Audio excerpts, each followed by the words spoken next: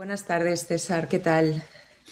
Pues aquí soportando el frío clima de Washington, pero encantado de comenzar esta entrevista.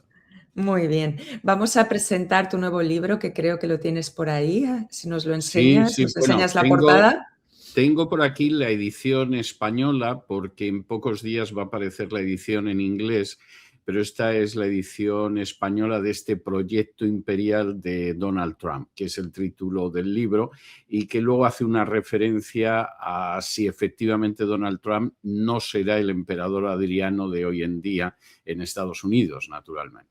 Bueno, vamos a ver. Ahora, a través de la entrevista, espero que podamos descubrir si lo será o no lo será. Antes de empezar por Trump, el libro empieza con un emperador romano, Adriano.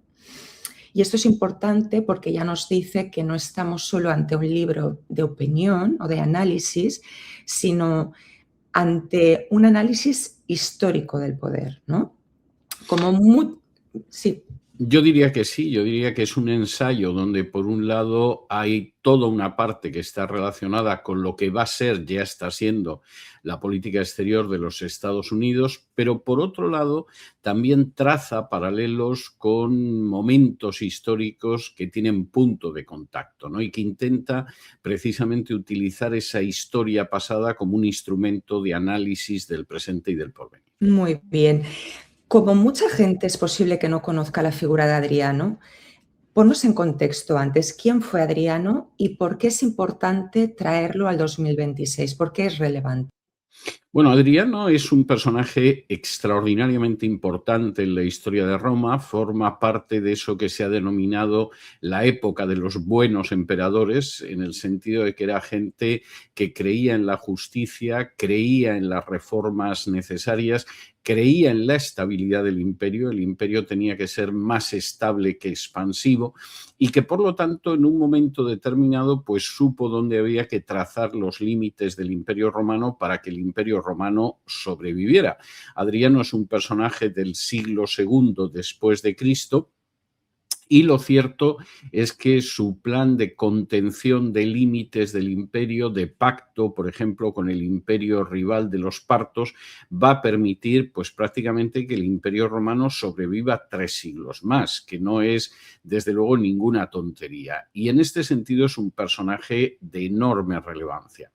¿Por qué compararlo con Donald Trump? Pues porque el documento de política exterior de la Casa Blanca, que se publicó a finales de noviembre de 2025, ya deja bastante claro que la política exterior americana va a ser una política de contención. Es decir, no cree en absoluto, como se podía creer a finales del siglo XX, después de la caída de la Unión Soviética, en un mundo unipolar, totalmente unipolar, donde Estados Unidos iba a controlar la actualidad internacional y al mismo tiempo no iba a haber otras superpotencias. Evidentemente eso ha sido un error, por mucho que Francis Fukuyama hablara del final de la historia, pues ya se ha visto que la historia no se acaba y no tiene final, y mucho menos el que nos anunciaban hace unas décadas.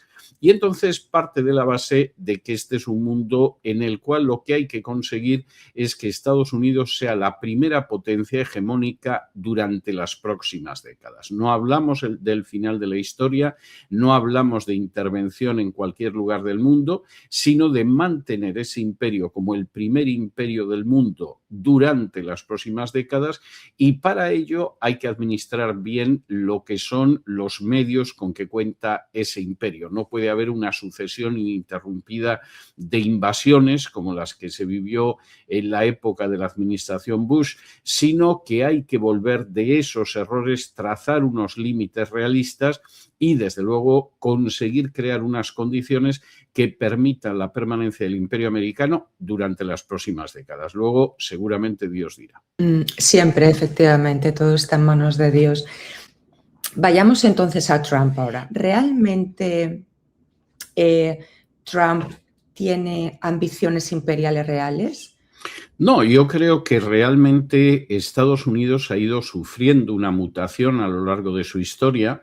Estados Unidos es un país que se construye sobre la base de una cosmovisión puritana y como una república de carácter democrático. Ese es el inicio de Estados Unidos y además una república que inicialmente no quiere intervenir en ningún tipo de aventura exterior y no quiere mantener alianzas permanentes, alianzas militares con nadie. El discurso de despedida del presidente Washington, el primer presidente de los Estados Unidos, enfatiza que nosotros queremos comerciar con todo el mundo y no tener alianzas militares permanentes con nadie. De manera que los orígenes de Estados Unidos, que por cierto este año hará 250 años, son claros y son muy evidentes. Ahora bien, la historia de Estados Unidos es una historia que, como todas las historias nacionales, va mutando.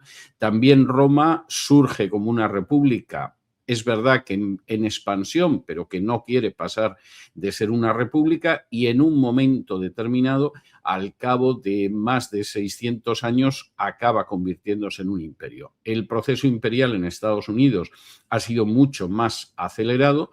Yo diría que realmente el salto hacia ir convirtiéndose en un imperio se da en 1898, en la guerra contra España, en la cual Estados Unidos se apodera de Cuba, de Puerto Rico y de las Filipinas, que son los últimos restos del Imperio Español de ultramar, y luego, sobre todo, después de la Segunda Guerra Mundial, al convertirse en la primera potencia del planeta, Estados Unidos abraza un destino de carácter imperial. Destino que en algún caso, digamos que se sigue con una cierta prudencia, pensando dónde se ponen los pies, aunque hay equivocaciones como fue la intervención y la guerra de Vietnam, y luego destino en el cual hay gente que pierde la cabeza, y aquí Trump es bastante claro en ese documento del Departamento de Estado, cuando se produce la caída de la Unión Soviética y parece que Estados Unidos es omnipotente. Bueno, ya se ha visto que no es omnipotente, ya se ha visto que puede perder guerras como la de Afganistán después de décadas de combate, y aquí hay un intento de mantener el imperio y mantenerlo de manera realista. Y ahí realmente el paralelo con Adriano es un paralelo muy acusado. Estados Unidos no renuncia a ser un imperio. Estados Unidos tiene la pretensión de seguir siendo el primer imperio que exista. Estados Unidos no tiene la menor intención de dejar que haya otra potencia que le llegue a la misma altura, pero al mismo tiempo es consciente de que no puede intervenir en todas partes en el mundo, que no todos los conflictos le afectan de la misma manera y que tiene que adoptar una serie de medidas para poder mantener ese imperio durante las próximas décadas. Trump, tú lo sostienes en algunas ocasiones, que las lecturas que se hacen de él son simplistas, ¿no? ¿Qué aspectos de su política han sido deliberadamente ocultados o es que simplemente son ignorados, ¿no?, por los grandes medios? Bueno, yo creo que Trump tiene varios problemas de imagen. Uno es, por supuesto, la manera en que él habla.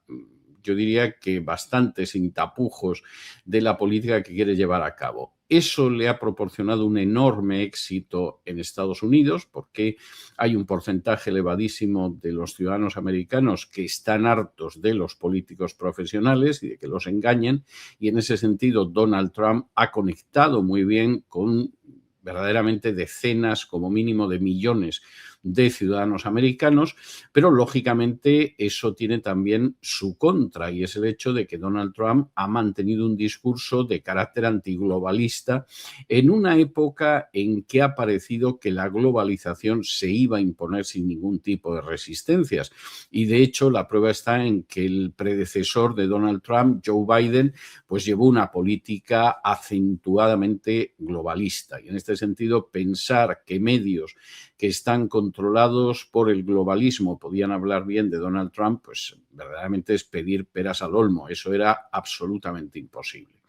Posiblemente también el mayor problema que ahora mismo afronta Donald Trump, y esto es algo que se escapa a los analistas europeos y yo diría que también a los hispanoamericanos, es el hecho de que Donald Trump regresa a la Casa Blanca sobre la base de una plataforma patriota, que es la plataforma forma del movimiento MAGA, del Make America Great Again, y que realmente cree que hay que primar los intereses de Estados Unidos sobre cualquier otro tipo de intereses, sobre influencias de países extranjeros en Estados Unidos.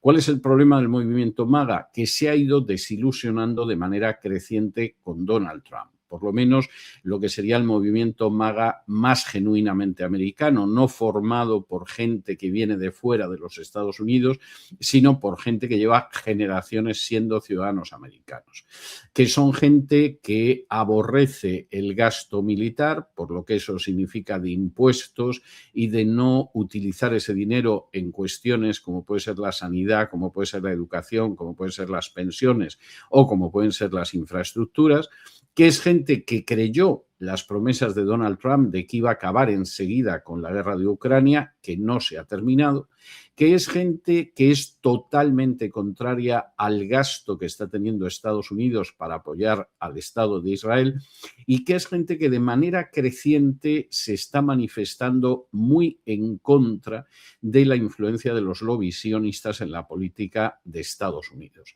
Precisamente ese sector del movimiento MAGA, que es mayoritario, es el que en estos momentos está disgustado con Donald Trump, aunque esto seguramente a los analistas europeos e hispanoamericanos les puede pillar muy de sorpresa, y es el que puede hacer peligrar la victoria en las elecciones legislativas de midterm a final de este año, porque están desilusionados con la política de Donald Trump. Y en última instancia, la política de mantener el imperio de Donald Trump pues es también un intento de equilibrar los deseos de esos seguidores del movimiento MAGA que quieren que Estados Unidos solucione en primer lugar los problemas que tiene en casa antes de dedicarse supuestamente a arreglar los problemas del mundo, y por otro lado la sumisión que Donald Trump está manifestando de manera, a mí me parece que imposible de negar, hacia grandes intereses económicos que no son los del pueblo americano. Y ahí,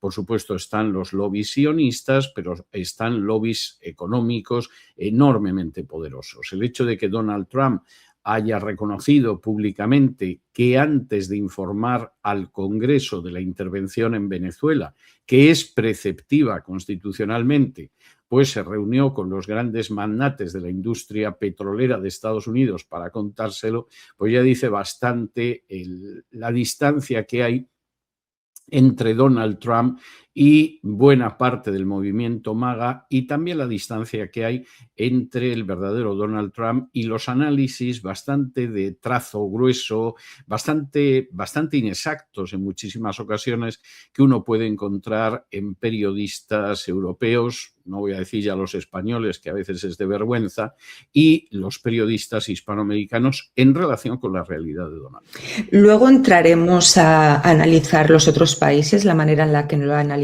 en tu libro, pero ¿crees que Estados Unidos puede seguir comportándose como una potencia hegemónica? Bueno, tiene la intención de comportarse como una potencia hegemónica. Yo creo que lo está demostrando en las últimas semanas, o sea, desde que apareció el documento hasta acá, tanto si hablamos de la intervención en Venezuela como de la insistencia en apoderarse de Groenlandia, no cabe la menor duda de que Estados Unidos se comporta como una potencia hegemónica, pero en la actualidad mantiene la esperanza de que si efectivamente sabe poner límites a la expansión que está llevando a cabo desde hace décadas, puede llegar a consolidarse como la única potencia hegemónica, la primera potencia hegemónica, sería más exacto. En la medida en que no tenga en cuenta determinados límites, la propia administración Trump es muy pesimista sobre el futuro de ese imperio americano. ¿Qué papel, César, juegan China, Rusia y el llamado sur global? Bueno, ocupan papeles distintos, no cabe la menor duda, y en ese sentido el documento que yo analizo en este libro, en el proyecto imperial de Donald Trump, no deja lugar a dudas. La primera pesadilla que tiene el imperio americano es China. Y además yo diría que ese documento lo reconoce de una manera bastante sincera cuando dice que nos hemos engañado con China. Pensábamos, cuando empezamos a tener tratos con China, nosotros éramos la primera superpotencia, China era un país del tercer mundo y de pronto en estos momentos pues estamos casi en pie de igualdad. Es decir, nosotros hemos menospreciado a China, hemos minusvalorado a China y nos está creando unos quebraderos de cabeza tremendos. Y entonces, ¿qué es lo que tiene que hacer el Imperio americano? El Imperio americano lo que tiene que hacer es procurar que China no entre en sus áreas de influencia e incluso intentar expulsarla de esas áreas de influencia. Y aquí cobra una enorme relevancia lo que el documento denomina hemisferio occidental, que no es otra cosa que el continente americano. Es decir, la expresión Hispanoamérica, Latinoamérica, Iberoamérica, es que ni aparece siquiera. Lo que sí aparece es una referencia a ese hemisferio occidental. ¿Y qué pasa en ese hemisferio occidental? Bueno, pues que eso va a ser el lago particular del Imperio Americano, el Mare Nostrum del Imperio Americano, por utilizar de nuevo un símil, una comparación con el Imperio Romano. En ese Mare Nostrum nadie va a poder entrar, no vamos a consentir la presencia de gente que compita con Estados Unidos y se convierte además en una zona en la que nos interesa fundamentalmente sus materias primas. Las materias primas de Hispanoamérica son materias primas que van a pasar a ser controladas totalmente por los Estados Unidos y que van a ser controladas a través de distintas formas de actuación. Por ejemplo, una de ellas va a ser impedir que puedan entrar competidores económicos, con lo cual se llega a la enorme ironía de que Estados Unidos supuestamente defiende la economía de mercado, pero la economía de mercado en realidad lo que significa es que Estados Unidos va a inundar con sus productos los mercados hispanoamericanos, mientras que las naciones de Hispanoamérica no pueden soñar en vender nada en los mercados americanos, salvo las materias primas que le interesa a Estados Unidos. Y aquí la idea es ir desplazando primero a través de esa política económica a China y a otros actores internacionales. En segundo lugar, y el documento que parte de la administración Trump al respecto es clarísimo, va a haber una injerencia electoral en todas las elecciones que se celebren en Hispanoamérica. Y aquí la Casa Blanca va a dejar muy claro quién quiere que gane las elecciones y si las elecciones las ganan otros, bueno, pues intentarán de alguna manera llegar a un acuerdo con esos otros, pero van a tener sus candidatos y van a hacer todo lo posible para que esos candidatos ganen las elecciones. Y eso pues ya lo hemos visto en Centroamérica, ya lo hemos visto en las últimas elecciones legislativas en Argentina, lo hemos visto en Chile, lo hemos visto en Bolivia y presumiblemente lo vamos a ver en más sitios, porque cuando de pronto una nación con los problemas económicos de Argentina, que son pavorosos a pesar de Milei, de pronto escucha que si no votan a los candidatos de Milei, pues Estados Unidos va a cerrar el grifo de los dólares, no cabe la menor duda de que muchos de los votantes dicen, bueno, pues vamos a votar a estos porque si nos cierran el grifo americano nos podemos ver en una situación muy complicada y muy difícil, todavía más complicada y más difícil. De manera que la injerencia electoral no es algo imaginativo, es algo que el propio documento afirma. La falta de una política de libre mercado es algo que se afirma igualmente y la meta pues es que en algún momento China, que ya es el primer socio comercial de algunas naciones de Hispanoamérica, deje de serlo y todo el continente se convierta en un gran lago americano. De modo que China es un objetivo fundamental. Segunda cuestión, ¿qué pasa con Rusia? La administración Trump no llega hasta el punto de decir, como señalamos muchos analistas desde hace muchos años, que Estados Unidos no tiene más remedio que aliarse con Rusia si quiere enfrentarse con China y que posiblemente una de las torpezas mayores cometidas por la Casa Blanca en el curso de este siglo ha sido arrojar a Rusia en brazos de China. Eso es una estupidez de unas dimensiones verdaderamente indescriptibles. Y aquí la administración Trump no llega hasta el punto de decir, bueno, tenemos que llevarnos muy bien con Rusia, tenemos que reconvertirla en aliado, pero sí deja bastante claro que va a evitar una confrontación directa con Rusia, que quiere acabar la guerra de Ucrania de una vez por todas y que además no se va a extender más la OTAN en Europa en contra de lo que fue la administración de Barack Obama y la administración de Joe Biden, y que, por supuesto, bueno, pues vamos a intentar seguir una política más de cooperación económica, de cooperación comercial con Rusia, que una política de confrontación que ha sido errónea, que la administración Trump culpa de ella, sobre todo a la Unión Europea, lo cual pues no es cierto. La Unión Europea ha tenido muchísima culpa de esa política de confrontación con Rusia, pero no cabe la menor duda de que el papel de las administraciones de Obama y de Biden ha sido decisivo, y la actual guerra de Ucrania es una prueba de ello. De manera que con Rusia vamos a intentar no tener problemas, y casi sería el equivalente al imperio de los partos en la época del emperador romano Adriano. Y eso que se llama el sur global, más allá de Hispanoamérica, pues va a ser simplemente un gran rancho de materias primas de las que Estados Unidos, por supuesto, tiene la intención de apoderarse. Es curioso que en este documento que yo analizo en el libro, la última parte está dedicada a África. África es un auténtico emporio de materias primas que Estados Unidos ambiciona controlar, y sin embargo los comentarios sobre África pues son prácticamente superficiales, ¿no? O sea, hemos gastado mucho dinero en África, se va a acabar eso y a partir de ahora vamos a comerciar. Bueno, ese es un retrato de lo que ha sido la política exterior desde la descolonización hacia África, que es totalmente falaz. En África, por el control de las materias primas, lo que se ha producido es el apoyo a dictaduras, a golpes de Estado, a guerras civiles, como una manera más fácil de expoliar el continente africano.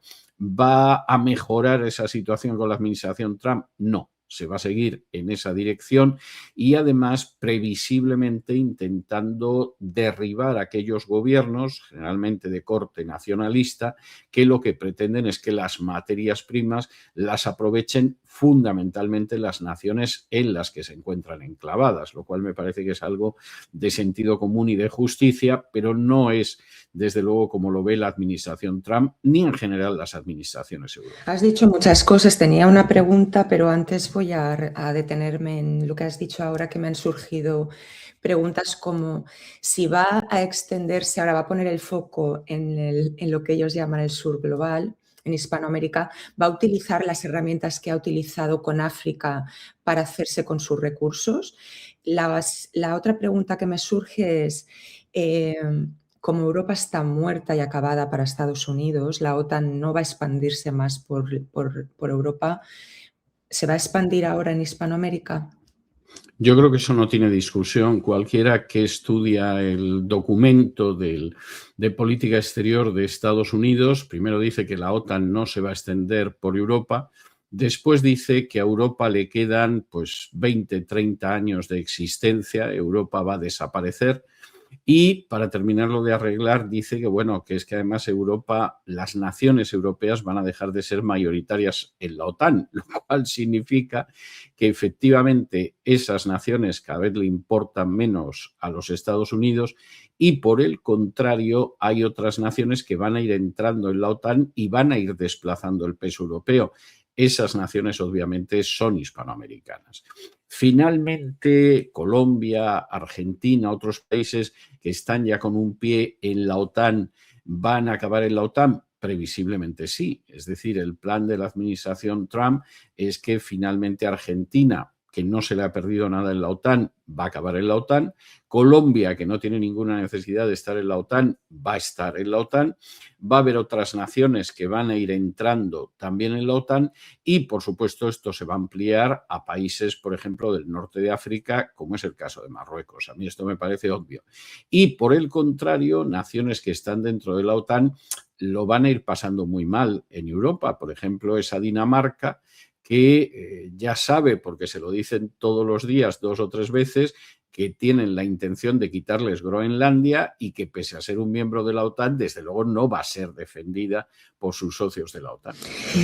Quizá la siguiente pregunta pues no tiene cabida, pero vamos a entrar un poquito más en ella. Si el proyecto que describes llegara a consolidarse, ¿qué consecuencias va a tener para Europa? Y ya, bueno, vamos a añadir algo que puede ser para la risa, pero ¿y para España? ¿Qué va a pasar? Bueno, en el caso de Europa no sabemos si incluso, aunque sea de refilón, hasta le puede beneficiar algo. Voy a poner un ejemplo que me parece muy interesante. Hace muy poquito, hace apenas unas horas, que se ha firmado el acuerdo de la Unión Europea con Mercosur. Ese acuerdo de la Unión Europea con Mercosur hace un daño verdaderamente pavoroso a la agricultura europea. Y de hecho ha sido muy contestado por Francia, por Grecia, por Italia, por Irlanda, una serie de países que tienen una agricultura que se vería pulverizada por la llegada de los productos hispanoamericanos. España no ha protestado, no sé si por eso de mantener una relación privilegiada, que es más teórica que práctica, con Hispanoamérica, pero España es otra de las naciones muy perjudicadas. Esta situación, sin embargo, es posible que no llegue a buen puerto. Y es posible que no llegue a buen puerto fundamentalmente porque Estados Unidos no tiene el menor deseo de que haya otros países que compitan con Estados Unidos en Hispanoamérica. Y entonces es posible que Estados Unidos presione para que finalmente el acuerdo de Mercosur no llegue a nada. Lo cual verdaderamente sería notable que al final la política de Trump, que es todo menos pro-europea, pudiera beneficiar a los agricultores europeos. Sería una de esas ironías de la historia, pero a veces la historia se parece mucho a una jugada de billar en la que le das a una bola y esa bola da otra y el resultado pues, puede ser bastante inesperado, ¿no? Entonces, esa es la situación. En el caso de España, hombre, España ni se menciona, o sea, quiero decir que no se menciona a Europa con la excepción de Rusia, pues ya nos podemos imaginar lo que pinta España en medio de todo eso. Pero España tiene una situación muy delicada, sobre todo por los vínculos de alianza que existen entre Marruecos y Estados Unidos y que además con la presidencia de Donald Trump se han fortalecido mucho. Marruecos se ha convertido en un país de relativa importancia, más que España, dentro de la geoestrategia de Donald Trump, primero porque Donald Trump dio por buena la invasión del Sáhara por Marruecos, en contra del derecho internacional, en contra de sentencias del Tribunal Internacional de la Haya, en contra de resoluciones de Naciones Unidas, pues Donald Trump decidió que Marruecos se quedaba con el Sáhara y además que le dota de una fuerza que hará que en cualquier momento, vamos, salvo que Dios lo remedie, Marruecos se va a quedar con las Canarias, con Ceuta y Melilla. Y a eso se une además otro factor que también perjudica mucho a España y es que el otro elemento del trípode de la alianza entre Estados Unidos y Marruecos es Israel. Y además de una manera muy clara. Aparece Marruecos en los acuerdos de Abraham, siempre ha tenido una relación muy buena con el Estado de Israel y evidentemente ahí el Estado de Israel se ha colocado enfrente de España, pero vamos, sin parpadear y sin dudarlo, y esto no viene de la guerra de Gaza y de Pedro Sánchez, esto viene de muy atrás, son los intereses nacionales pues, que Israel defiende y que España tiene la desgracia de estar ahí en medio y además enfrentada con Marruecos. De manera que incluso sin mencionarlo de manera explícita, pues la verdad es que la política exterior de Donald Trump para España es muy perjudicial, tiene un plus de perjudicialidad en relación incluso con la de toda Europa Occidental. ¿Puede ser que Trump entienda mejor el mundo real que parte de las élites políticas europeas o es que simplemente ellos están buscando llenarse sus bolsillos y ya está? ¿Ha entendido Trump algo que tiene que, digamos, modificar todo el proceso que ha habido hasta ahora? ¿O es que los otros simplemente no se han enterado? Y... Vamos a ver, la mentalidad de Trump es una mentalidad imperial, lo cual en principio no quiere decir nada ni positivo ni negativo. Es decir, el imperio a fin de cuentas es una construcción política como las monarquías o las repúblicas. políticas, que tiene su visión propia. Cualquiera que quiere mantener un imperio, y lo que caracteriza al imperio es la estabilidad, no necesariamente la expansión, aunque los imperios tienden a ser expansivos, lo que lo caracteriza sobre todo es la estabilidad y un cierto grado de prosperidad que contribuye a esa estabilidad, se da cuenta de que hay una serie de políticas que son muy contrarias a la estabilidad del imperio. Por ejemplo, un imperio que se quiera mantener en pie tiene que ser un imperio donde se da una política natalista y donde además se protege a la familia. Luego el emperador puede llevar la vida que quiera y le apetezca, pero el imperio como tal tiene que ser un imperio que proteja a la familia. En ese sentido, Augusto, que es bastante anterior a Adriano, se da cuenta de que ese imperio romano que él está empezando a crear no se puede mantener sin la familia.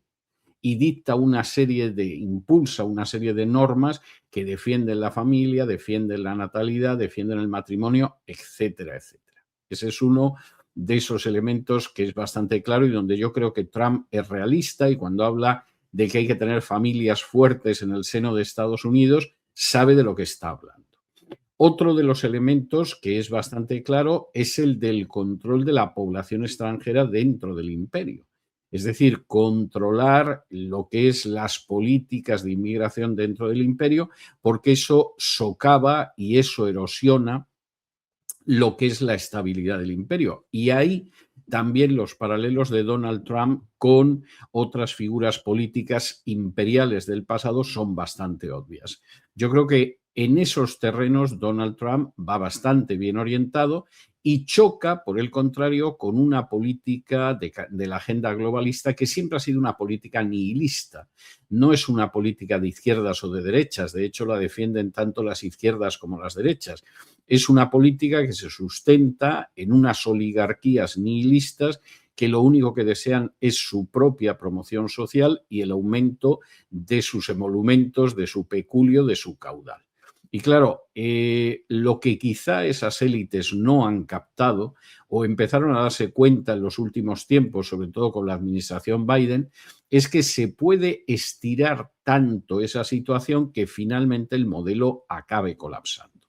Y que frente a la idea de, bueno, vamos importando gente que no tiene una mentalidad democrática, que va a ser más fácil de manipular, que va a ser más fácil de comprar con subsidios y subvenciones, pues quizá estamos creando una base social que lo que va a ser es incapaz de mantener el edificio que nosotros queremos seguir gobernando y del que queremos seguir aprovechándonos.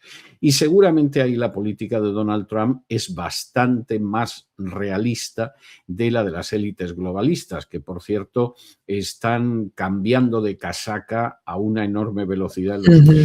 Claro, tú eres historiador, César.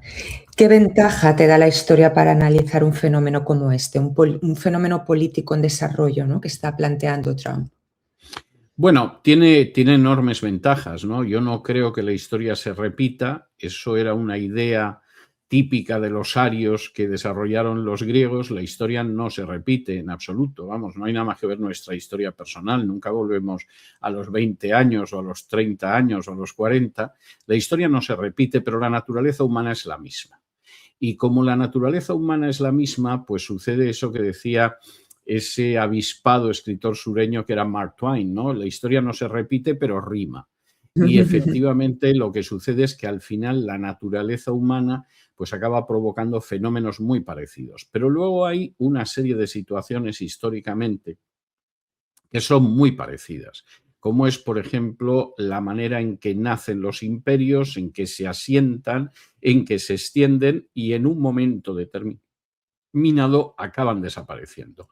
Hay imperios que de alguna forma aguantan a lo largo de los siglos. El Imperio Romano es una de esas muestras de cómo se puede mantener un imperio durante siglos y además con bastante estabilidad.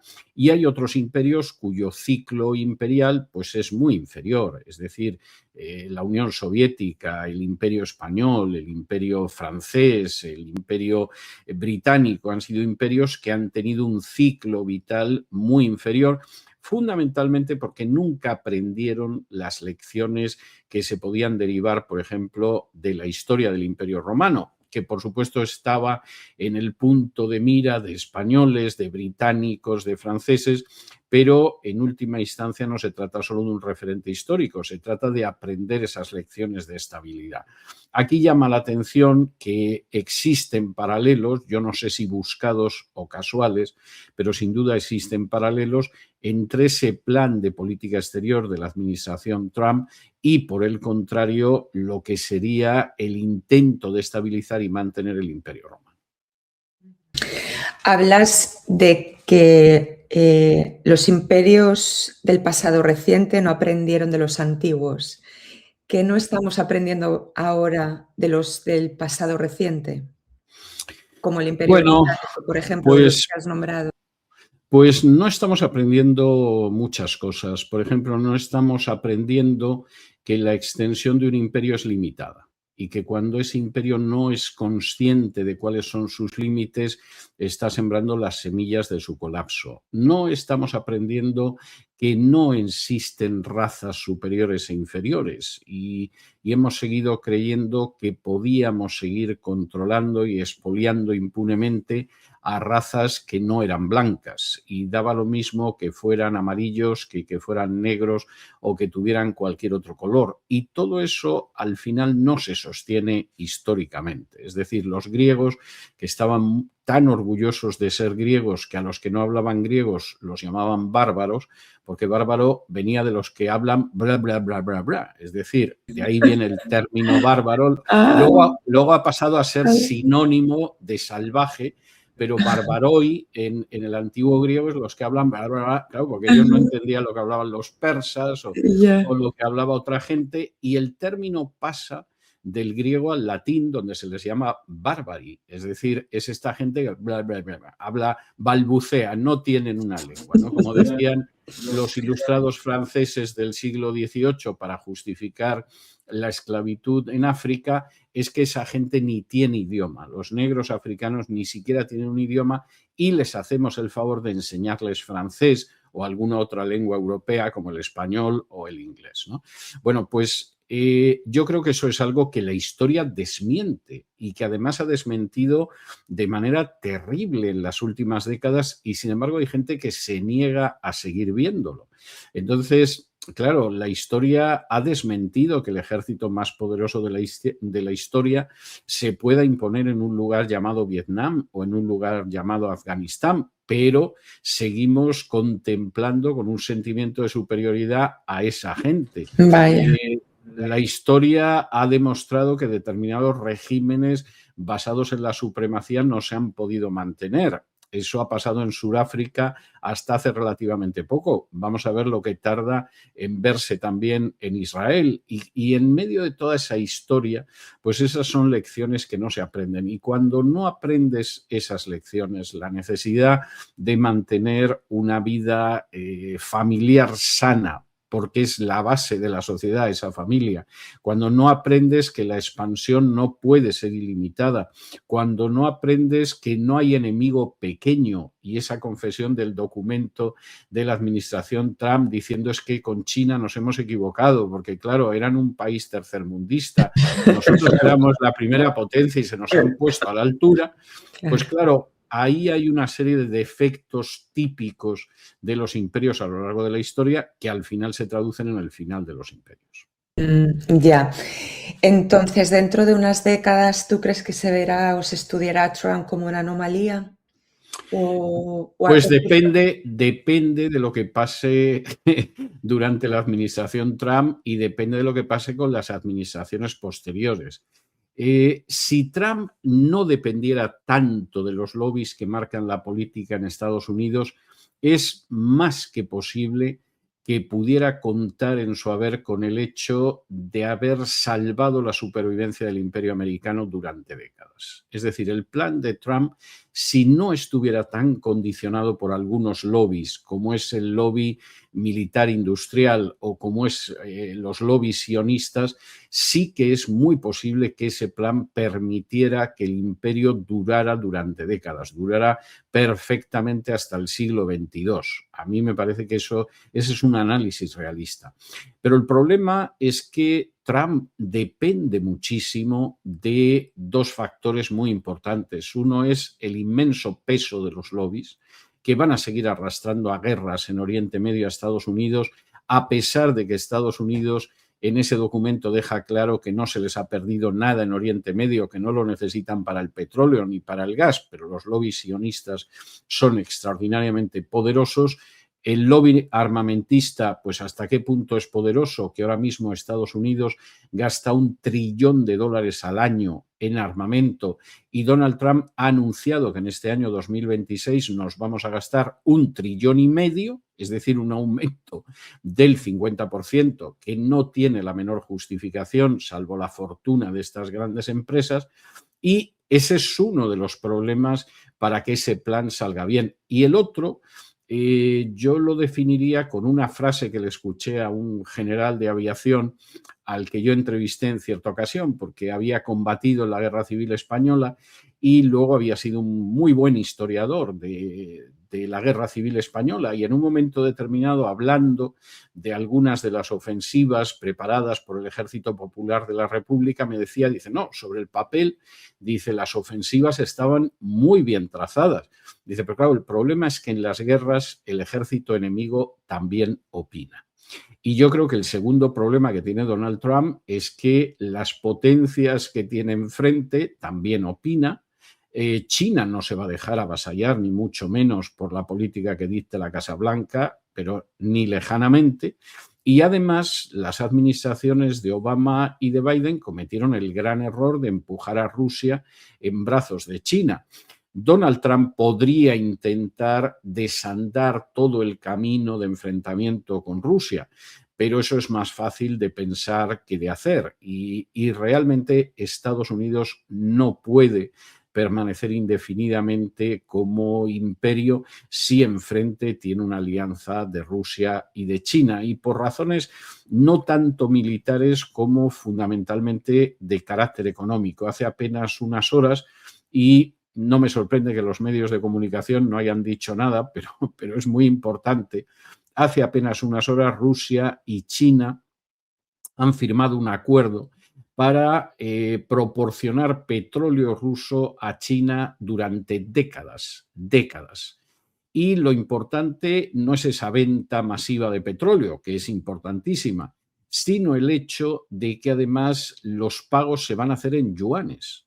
Es decir, el dólar queda fuera de esa situación de intercambio colosal de materias primas por una divisa. Y eso es algo que el documento del Departamento de Estado de Estados Unidos ha captado. Y es que si el dólar deja de ser la moneda de intercambio universal, si sigue perdiendo posiciones, y perdió bastantes a consecuencia de la guerra de Ucrania, Estados Unidos no puede mantener su hegemonía. De manera que yo diría que hay dos grandes obstáculos para el éxito de Donald Trump. Podría tenerlo, pero exigiría controlar la labor de los lobbies y subordinarla a los intereses de Estados Unidos, y exigiría también manejar muy bien las cartas frente a los adversarios y, desde luego, deshaciendo la unión entre Rusia y China. Eso pondría las cosas un poco feas, ¿no? Era la siguiente pregunta que yo te iba a hacer, ¿no? Yo digo, vale, Trump tiene su propio proyecto, pero de alguna manera algo tendrán que decir los otros países, sobre todo pues los países fuertes y potentes, ¿no? Y me ha encantado como lo has dicho, ¿no? Los otros países también opinan, ¿no? Eso en la guerra el ejército enemigo también opina. También opina. Qué feas podrían ponerse las cosas, ¿no? Si el dólar deja de ser la moneda de intercambio hegemónica. Bueno, eso es el apocalipsis. O sea, quiero decir, eso sería terrible, porque Estados Unidos tiene una deuda que es inasumible. Es decir, vamos a ver, Estados Unidos puede tener la deuda y puede tener el déficit que tiene fundamentalmente porque lo paga el resto del mundo. Y lo paga el resto del mundo porque la moneda en que se realizan las transacciones, especialmente el petróleo, es el dólar.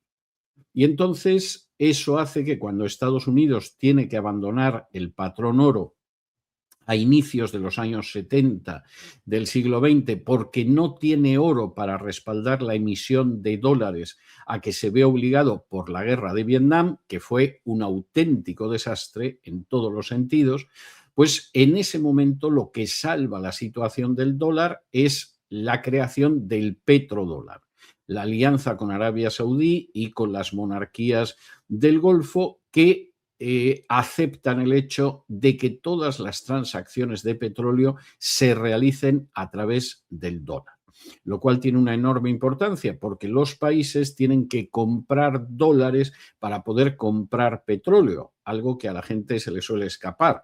Y eso hace que en última instancia, por supuesto, Estados Unidos puede financiar su deuda, de hecho la paga el resto del mundo esa deuda y puede tener un déficit absolutamente salvaje, pero que también es cubierto por el resto del mundo. Y cada vez que hay un lío en cualquier parte del mundo, pues lo que sucede es que ese dinero acaba refugiándose en el dólar en Estados Unidos. Esa situación es la que mantiene realmente la hegemonía de Estados Unidos, mucho más que su ejército. Estados Unidos podría tener un ejército muchísimo menor y mucho más barato y no vería en absoluto amenazada su seguridad. Cuestión aparte es que el complejo militar industrial esté encantado en que el dinero de los ciudadanos americanos no vaya a parar a la sanidad, a la educación, a las pensiones, sino que vaya a parar a sus fábricas de armas. Esa es otra cuestión aparte, pero no existe realmente esa necesidad. Lo que mantiene la hegemonía americana es el dólar. ¿Qué sucede con el dólar? Bueno, cuando Biden decide provocar a Rusia para que ataque a Ucrania, con la idea de que Ucrania va a entrar en la OTAN, y además lo hace por razones fundamentalmente económicas, llega a la conclusión de que eso va a herir totalmente a la economía europea. Y entonces los capitales, los cerebros y las corporaciones europeas se van a venir a los Estados Unidos. Él piensa, y con él sus asesores, que efectivamente Rusia no va a aguantar el golpe y que todo van a ser beneficios para los Estados Unidos. Bueno, Estados Unidos saca mucho de beneficio en la guerra de Ucrania, los contribuyentes americanos la han pagado, pero con muchos costes. Europa ha perdido esa guerra escandalosamente con unos costes verdaderamente terribles, pero el dólar recibe un golpe enorme, porque cuando Rusia se ve fuera del dólar, lejos de arrugarse, lejos de arrodillarse, lejos de asustarse, inmediatamente empieza a llegar a acuerdos no solo con China, sino con otros países para aceptar las monedas los unos de los otros. Y eso significa que el dólar pierde una parte del comercio internacional. Todavía es una parte del comercio internacional que se puede manejar, pero evidentemente si el dólar deja de ser esa moneda de referencia, Estados Unidos no va a poder pagar la deuda, no va a poder costear el déficit y eso puede tener unas consecuencias que uno casi prefiere no imaginarlas para poder dormir tranquilo esa noche. Sí, sí, desde luego vienen tiempos convulsos. Vamos a ir terminando, César. Tengo varias preguntas para terminar con el libro. Si un lector termina el libro con más dudas que certezas, ¿tú crees que el objetivo está cumplido? Yo creo que hay libros que merece la pena que la gente acabe con más dudas que certezas, sinceramente, y creo que son libros que intentan provocar a la persona para que piense. Pero yo creo que este libro se acaba con algunos interrogantes, pero con bastantes certezas. Y Muy creo que bien. es un libro que aporta bastante luz y bastante claridad para entender la política exterior de los Estados Unidos y la política mundial en general. Desde luego, más allá de la pésima información que suelen dar los medios de comunicación. Muy bien. ¿Y qué le dirías a quien piensa que este libro es otro libro más sobre Trump y no lo ha abierto todavía? Bueno, ese es un riesgo siempre con todos los libros. Cuando publicas una novela, pues pueden pensar que es una novela más. Si publicas en un momento determinado una Biblia de estudio, pueden pensar que es una Biblia de estudio más. Se equivocarían en los dos casos. Pero yo creo que aquí habría que recordar ese proverbio inglés que dice que el pastel se descubre cuando se prueba, ¿no? Y yo creo que es un libro muy distinto. Hasta ahora no se ha publicado ningún libro que analice ese documento de política exterior de los Estados Unidos. Creo que es un libro también muy distinto en el hecho de que sabe trazar paralelos con lo que ha sido el desarrollo de otros imperios a lo largo de la historia, fundamentalmente el Imperio Romano. Y creo que también es un libro distinto porque a la hora de analizar también ese documento subraya los aspectos que son evidentes y que se señalan con toda claridad, pero también aquellos que llevan encima una hoja de parra, pues retira la hoja de parra para que se puedan ver los hechos en su total desnudez. Yo creo que es un libro muy distinto y que en estos momentos, no sé dentro de 6 meses, pero en estos momentos es un libro que no cuenta con paralelo a la hora de analizar la política exterior de la administración Trump. ¿Es un libro que busca convencer o ayudar a pensar, César? Bueno, yo la verdad es que hace décadas que abandoné la idea de convencer a la gente, ¿eh? Eso me parece muy complejo y deriva de muchas cosas. Fundamentalmente es un libro que pretende arrojar luz, es decir, que la gente pueda entender lo que está sucediendo y que lo entienda más allá de la propaganda, de la tergiversación, del wishful thinking, de lo que a mí me gustaría que pasara y luego generalmente no pasa nunca. Y que realmente pueda ver las cosas como son. No pretende exponer ni un mundo tenebroso ni un mundo luminoso. Pretende mostrar cómo es el mundo y la manera en que ve el mundo la administración Trump y lo que podemos esperar de la administración Trump. Y en ese sentido, pues es un libro objetivo que al mismo tiempo intenta no solo arrojar luz, sino ser claro y comprensible.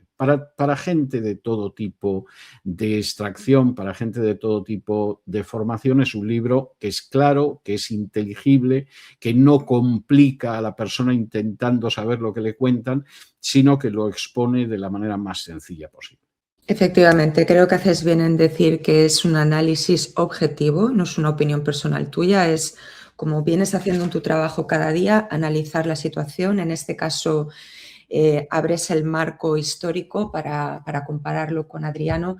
Y para terminar, pues entonces, ¿qué lección política de Adriano está en el corazón de tu libro?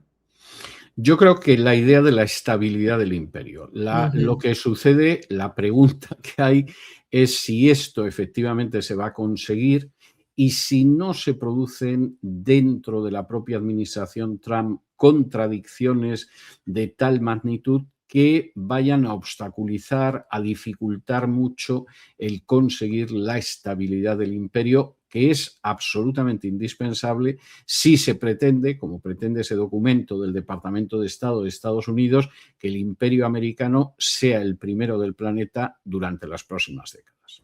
Muy bien. Pues yo creo que sí, que ha quedado claro. Si crees que necesitas decir algo más que no te haya preguntado, No, en absoluto. Lo que vuelve a mostrar el lo que libro. me vas Sí. a Voy a permitir salir. que muestre otra vez la portada del libro, que, por cierto, tengo que decir que yo hay veces que las portadas de mis libros no me gustan nada, pero tengo que decir que esta portada es una magnífica portada. Estoy muy contento con ella. Es muy bella, sí. Y yo creo que recoge muy bien lo que es la intención del libro de analizar cómo estamos viviendo un intento seguramente colosal de estabilizar durante décadas el imperio y cómo eso tiene paralelos en un personaje como fue en su día Adriano. Muy bien, le recordamos a la gente que está en versión Kindle, en tapa blanda, y que esta semana que entra también vamos a tener la versión en inglés. Y que lo podrá encontrar en Amazon, Y en que se puede. amazon.com. Efectivamente. Muchas gracias, César, por este rato. Pues muchas gracias por todo. Amén. Buenas noches.